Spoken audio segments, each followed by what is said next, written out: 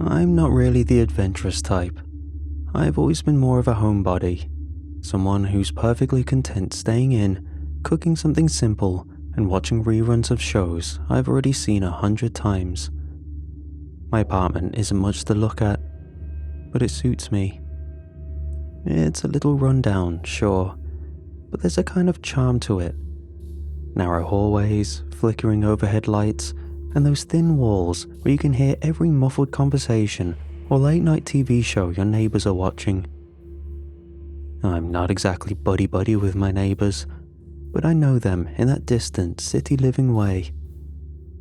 There's the single mom whose kid likes to stomp around, the retired couple in 3B who sit by the lobby window every morning, and the guy across the hall who blasts music way too late at night. It's predictable, even comforting in its own way. I like knowing the building isn't completely silent. My routine is pretty simple. I work from home, cook for myself, and scroll through social media when I feel like I need to pretend I'm still connected to other people. It's not the most exciting life, but it's mine, and I've never felt the need for more. The background noise of the building, the hum of activity, faint voices, footsteps in the hallway reminds me I'm not completely alone, even if I keep to myself most of the time. That's why I noticed it right away, when things started feeling off. It started a couple of nights ago. I was lying on the couch, scrolling through my phone like usual. I wasn't paying much attention to anything in particular, just the endless doom scrolling we all do when we're too tired to sleep but not tired enough to do anything productive. Then, the lights flickered. It wasn't unusual for the power to hiccup in this old building. It's happened a dozen times before, usually during a storm or when someone's messing with the breaker panel in the basement. But this time was different. This time, the lights didn't come back on. I sat there for a second, waiting for everything to reset, but the apartment stayed dark. I grabbed my phone and turned on the flashlight, shining it around the room. My first thought was that maybe it was just my unit, so I got up to check the breaker box. But when I looked out my window, the entire street was blacked out. The whole building was silent. No footsteps, no voices, no faint hum of TVs or music. Just this heavy, oppressive quiet that made my skin crawl. I told myself it was nothing, that it was probably just a temporary outage like before. But for some reason, I couldn't shake the feeling that something was wrong. You'd think a power outage in an apartment complex would cause some kind of commotion. People talking in the halls, fumbling for flashlights, maybe complaining loudly about the inconvenience. But there was nothing. No murmurs, no doors creaking open, no footsteps. Just this oppressive, heavy silence that felt like it was pressing down on me. I shone my flashlight down the hallway, expecting to see someone poking their head out, but the entire floor was empty. That's when I started to feel uneasy. It wasn't just the lack of noise. It was the way the silence felt alive, like it was waiting for something. I went to the window at the end of the hall and looked out. The entire block was blacked out. Streetlights, buildings, even the distant glow of the city. Everything was gone. But here's the thing that didn't make sense. A few apartments in my building still had faint lights on. Not normal lights, more like a soft glow, almost like candlelight, but colder somehow. I decided to knock on a few doors just to see if anyone else was around. I started with my neighbor across the hall. Nothing. No sound, no shuffling, no muffled, "Who's there?" Just dead silence. I tried the woman's door, the single mom. Still, nothing. It was around then that the unease started creeping into panic. I went back to my apartment and grabbed my phone to text a friend. That's when I noticed I had no signal. No Wi-Fi, no data, nothing. I couldn't even get a text to send. I told myself it was just because of the power outage, but the isolation was starting to get to me. After a while, I went back to the window to check the street. And that's when I saw them. People leaving the building. At least, I think they were people. They weren't running or shouting like you'd expect during an emergency. They were moving fast, but eerily quiet. Some of them were dragging suitcases, others just clutched bags or backpacks like they'd left in a hurry. They didn't stop to talk to each other. No one even looked back at the building. I watched them disappear into the darkness, one by one, until the street was empty again. I thought about leaving too, but where would I go? The entire neighborhood was blacked out, and the idea of stepping into that darkness with no clue where I was going felt worse than staying put. I locked my door, sat on the couch, and told myself I'd just wait until morning. But even then, I couldn't shake the feeling that staying might have been the worst decision I could have made. The hours dragged on, and the silence in the building started to mess with my head. I don't mean the kind of quiet where you can still hear the occasional hum of the city outside, sirens in the distance, cars passing, people talking. I mean real silence, heavy, unnatural. I kept telling myself it was normal during a blackout, but it wasn't. Even in the dead of night, there's always some kind of noise.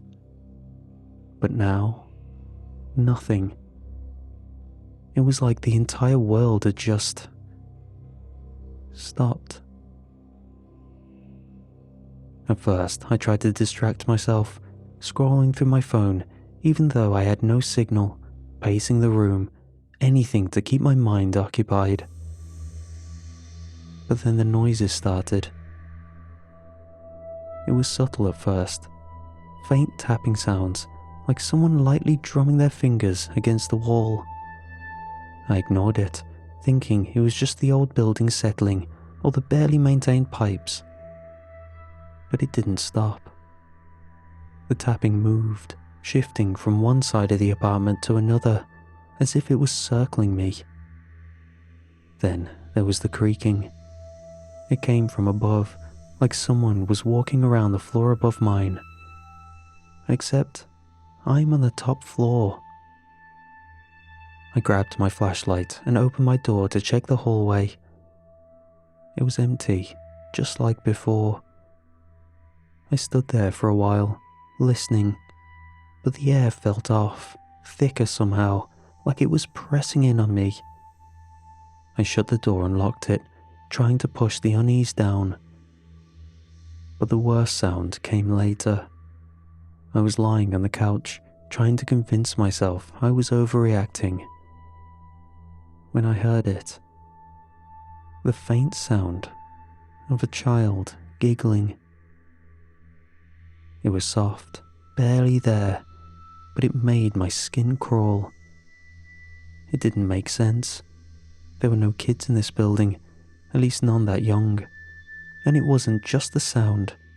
It was the way it echoed, like it wasn't coming from the hall, but from everywhere.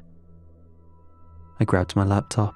The building's security cameras still worked, even though the power was out, so I thought maybe I'd catch something on the footage.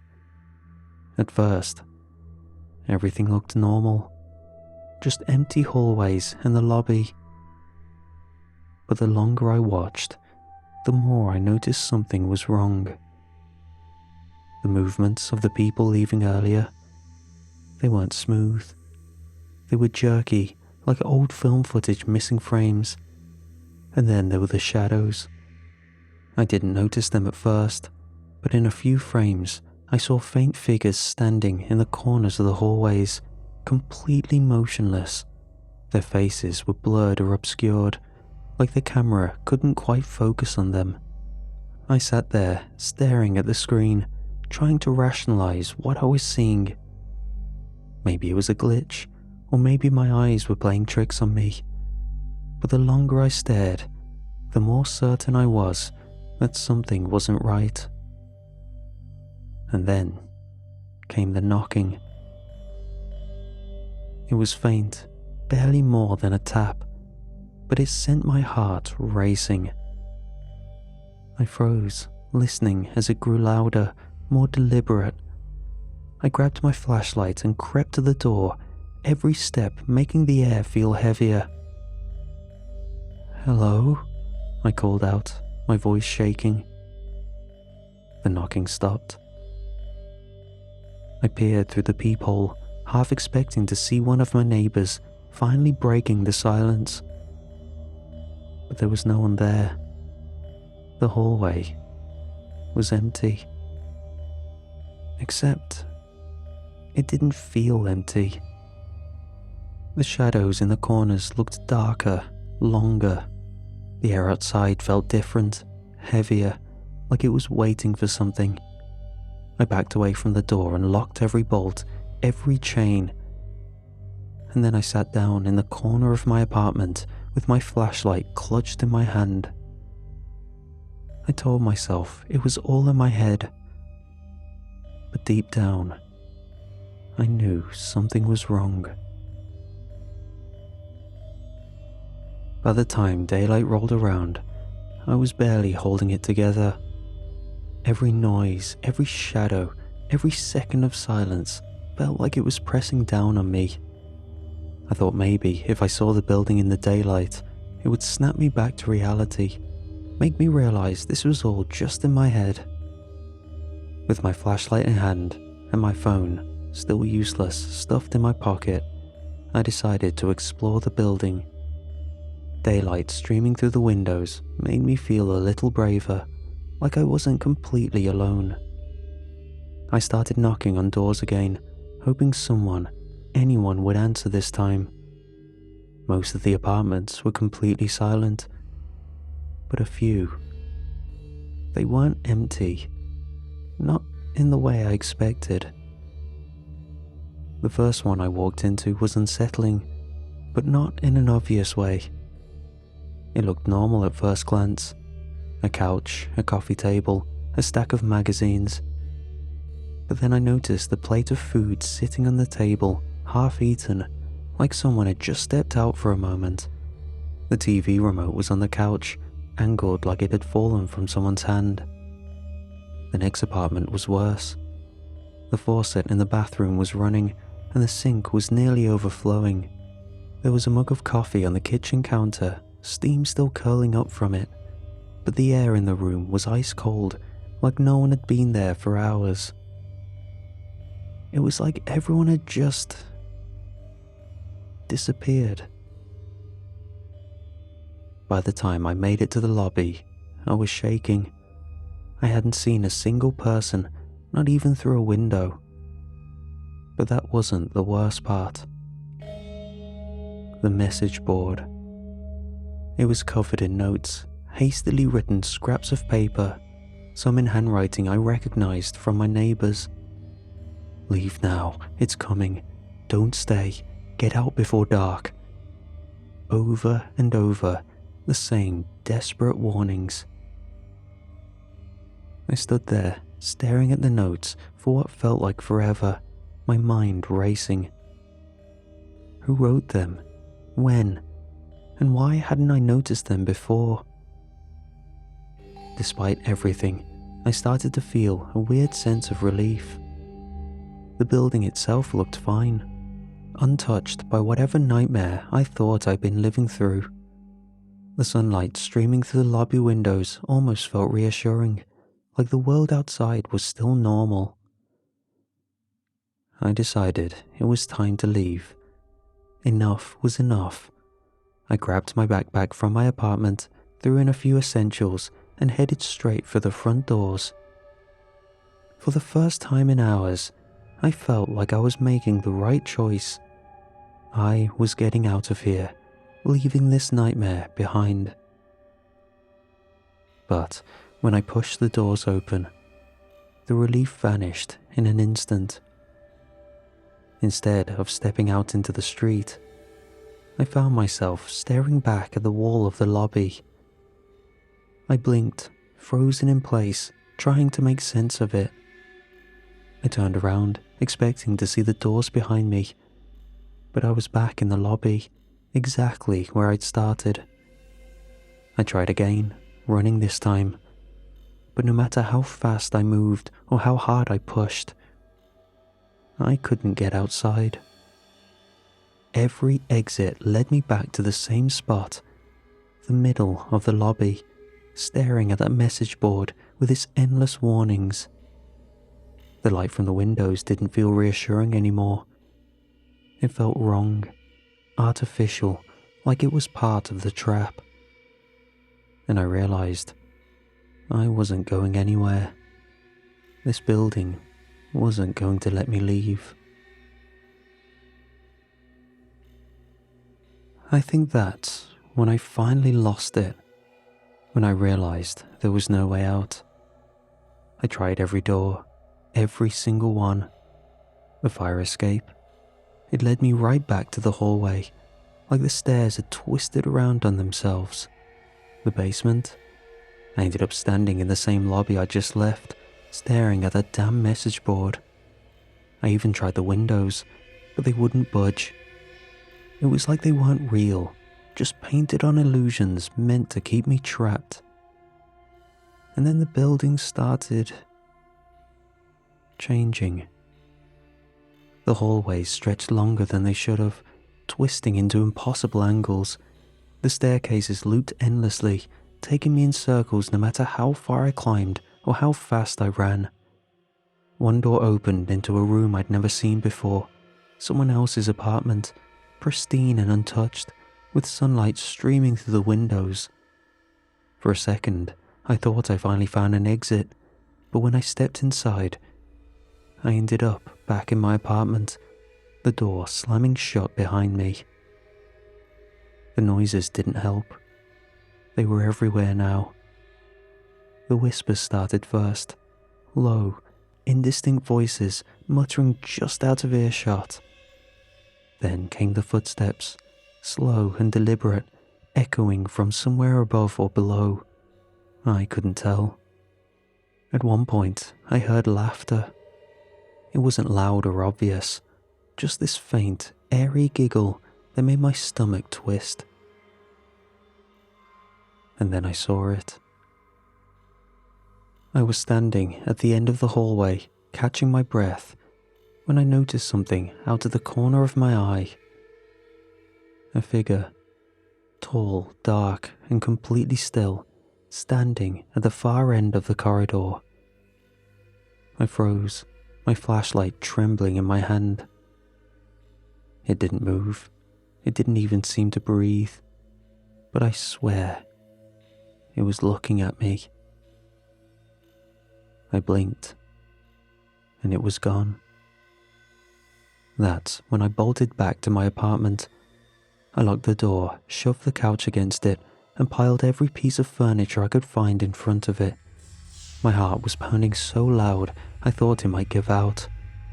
I told myself I'd wait it out until morning, but deep down I knew that wasn't going to help. The tapping started again, louder this time. At first I thought it was coming from the door, but then I realized it was all around me, behind the walls, under the floorboards, above the ceiling. It surrounded me, closing in. I grabbed my flashlight and turned in circles, trying to pinpoint where the sound was coming from, and that's when the light started flickering. For just a moment, the beam hit the wall. Faces, dozens of them, pressed against the plaster, their features distorted like they were trying to push through. Their eyes were empty, their mouths moving silently, forming words I couldn't hear. The flashlight cut out, plunging the room into darkness. I backed into a corner, my breath coming in short, ragged gasps, and all I could think was, I'm not alone in here. The tapping escalated into pounding, shaking the walls so hard I thought they were going to cave in. The floor beneath me felt unstable, like it was tilting, pulling me downward. It wasn't just the building anymore. It felt like the whole room was alive, trying to swallow me whole. The air was freezing now, so cold that my breath came out in visible puffs, even though I knew that made no sense. My ears were ringing, my hands shaking, but I needed to do something. I grabbed my laptop, hoping, praying that maybe the security cameras would show me something I could use to make sense of this nightmare. When I opened the feed, my stomach dropped. The hallways were no longer empty. They were filled with shadowy figures standing perfectly still. There had to be dozens of them, all facing my door. The camera quality wasn't great, but even through the grainy footage, I could tell there was something wrong with them. Their shapes didn't look human. My hands hovered over the keyboard as I tried to convince myself it was a glitch, some weird reflection or artifact. But then the figures moved. Not naturally, not like a person would. They moved frame by frame, jerky and unnatural, each step bringing them closer to the camera. The pounding on the walls stopped abruptly. I froze, staring at the screen, waiting for something to happen. My apartment was dead silent now. No whispers, no footsteps, no creaking floorboards, just the suffocating stillness that made my skin crawl. That's when I noticed the shadows on the feed. They weren't just moving, they were converging.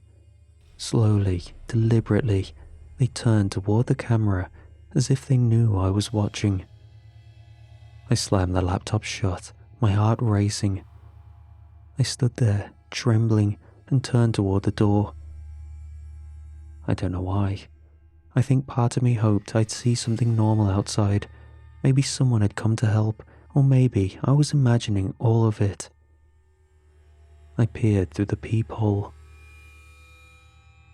All I saw was darkness. It wasn't just the hallway lights being out. It was wrong. The kind of darkness that doesn't feel empty, that presses against you like it's waiting to consume you. And then I felt it. A breath on the back of my neck. I spun around, clutching my flashlight, but before I could even turn it on, I heard the whisper. You stayed. Now you're one of us. It wasn't loud. It wasn't even threatening. It was calm, almost welcoming, which made it so much worse. The light flickered back on for a brief moment, and I swear, just for a second, I saw them. Faces, blurry and distorted, standing all around me, watching, waiting. And then, everything went dark again. When the power came back on, it was like nothing had happened. The light stopped flickering, the hum of the refrigerator kicked back in, and the apartment felt normal. I sat in the middle of my living room, surrounded by overturned furniture and the mess I'd made while barricading myself in. The silence wasn't heavy anymore. It felt lighter, almost peaceful, like the building was trying to convince me that everything was fine. And for a while, I let myself believe it. Over the next few days, things settled down. I started putting my apartment back together, trying to convince myself that it had been some kind of stress-induced hallucination or a nightmare I hadn't fully woken up from. But I couldn't settle. I packed up and drove away, the roads feeling like a ghost town until I hit civilization again. People. Seeing real people made my heart skip. I checked into a motel and settled in, hoping to regain some sense of normalcy. But then the little thing started. The first time I noticed it was in the mirror.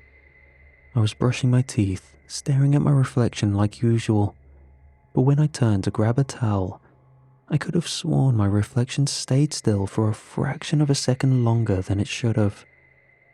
It was subtle, so subtle I convinced myself I imagined it. But it kept happening. Sometimes I'd hear myself muttering under my breath, only to realize I hadn't said anything. Other times, when I walked through the apartment, I felt this strange heaviness in the air, like someone was standing just behind me, watching. And then the note came. It was slipped under my door, sealed in an envelope with no return address. At first, I thought it might have been a mistake, junk mail or a neighbor's letter delivered to the wrong place. But when I opened it, my stomach dropped. The handwriting was mine. It's not the building, it's you. You brought it with you. I tore through the apartment, searching for any explanation, anything that could make sense of what was happening. When I got to my suitcase, the one I'd unpacked weeks ago, I found something I didn't recognize. A key. It was old and tarnished, the kind of metal that feels unnaturally cold when you touch it. And I knew, deep in my gut, exactly what it was. The key to my old apartment. I didn't pack it. I don't know how it got there. That night, the tapping started again. Soft at first, but it grew louder, more insistent, like it was demanding my attention. The key sat on my nightstand, vibrating faintly. I grabbed it and threw it out the window in a panic, desperate to get it away from me. But when I turned back to my bed, the key was there again, sitting in the exact same spot. I couldn't sleep, I couldn't eat, I couldn't even think straight. I looked out the window and saw the other motel guests looking wary. They had started getting the same symptoms I had. I could tell by the way they were looking around for something that seemingly wasn't there. I didn't have a clue on how to get rid of it. But if the note was true, and I had truly brought it with me, the only thing I knew for sure was that I couldn't stay there anymore. It wasn't going to let me go, so I did the only thing I could think of. I went back. The drive to my old apartment complex was a blur. The key was clutched in my hand the entire time, cold and heavy, like it was pulling me back. When I got there, the building looked exactly the same. Dark, quiet, empty. The lights flickered as I stepped inside, just like they had before. The message board in the lobby was still there, covered in those desperate notes. But this time, there was a new one. It was written in my handwriting. Welcome back. The air grew colder as I climbed the stairs, my footsteps echoing down the empty halls. I could feel something watching me, the weight of unseen eyes pressing down on me with every step. When I reached my old apartment, the door was already open.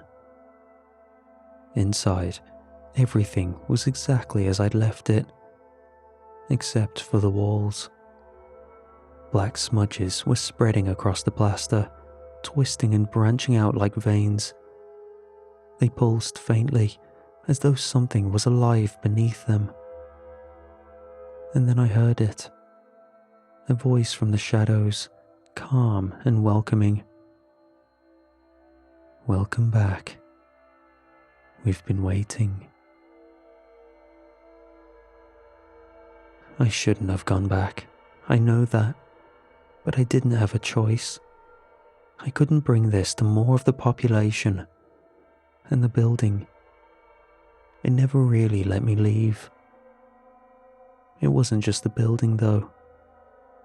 It was me. I stayed. I let them in. And now, I'll never leave again.